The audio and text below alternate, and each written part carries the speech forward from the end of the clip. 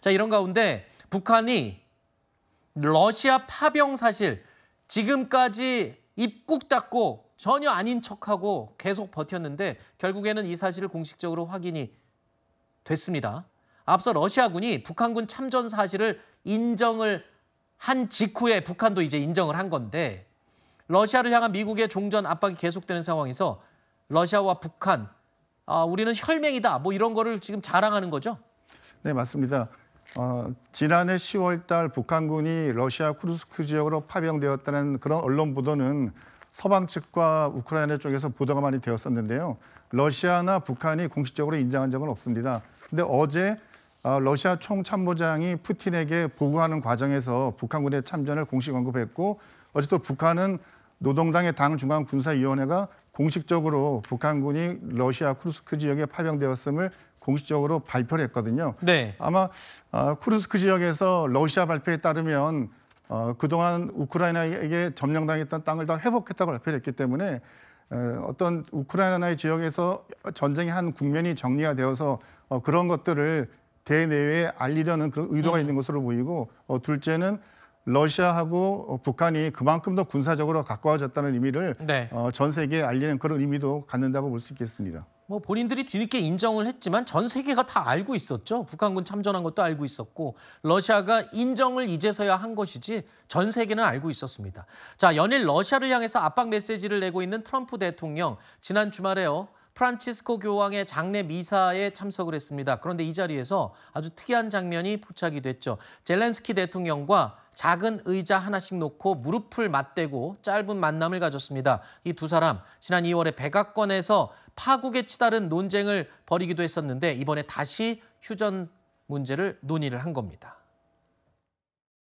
You don't have the cards right now. I'm not playing cards. Right now, you're gambling with World War III. What are you You're speaking gambling about? with What are you World speaking War about? III. Your country is in big trouble. I know. You're not I winning. know. You're not winning this. You got to be more thankful because let me tell you, you don't have the cards. With us, you have the cards.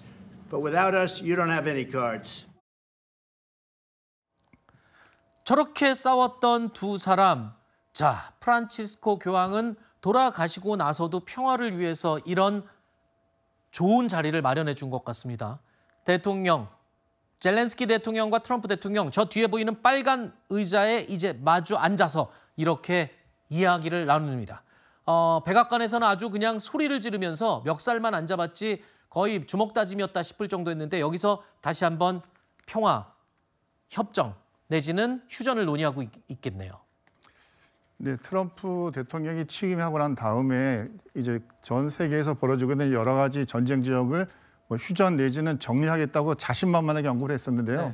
네. 다른 쪽은 대부분 트럼프 대통령의 의도대로 되온 반면에 러시아 우크라이나 전쟁은 그렇게 되지 않고 있죠. 특히 우크라이나 젤렌스키 대통령이 초기에는 트럼프 대통령에 대해서 정면으로 반박하는 여러 가지 모습을 보였지만 결국 트럼프에게 고기를 조아리고 미국의 결정을 따르겠다는 식의 의사 표현을 했는데 현재는 푸틴이 트럼프 대통령이 한 달간 휴전을 하자고 제의했음에도 불구하고 언급하지 않고 오히려 푸틴은 트럼프의 의사를 무시하고 하루 휴전을 이야기하고 자기 마음대로 휴전을 끝내고 그러니까 트럼프의 의도대로 움직이지 않고 있지 않습니까? 그러니까 트럼프가 결국에는 푸틴한테 지금 그 놀림을 당한 거죠. 그렇습니다. 그러고 나서 결국에는 자기가 호통쳤던 젤렌스키를 찾아가서 저러고 만나서 다시 한번 또 원점에서 얘기를 하는 상황이 된 거잖아요.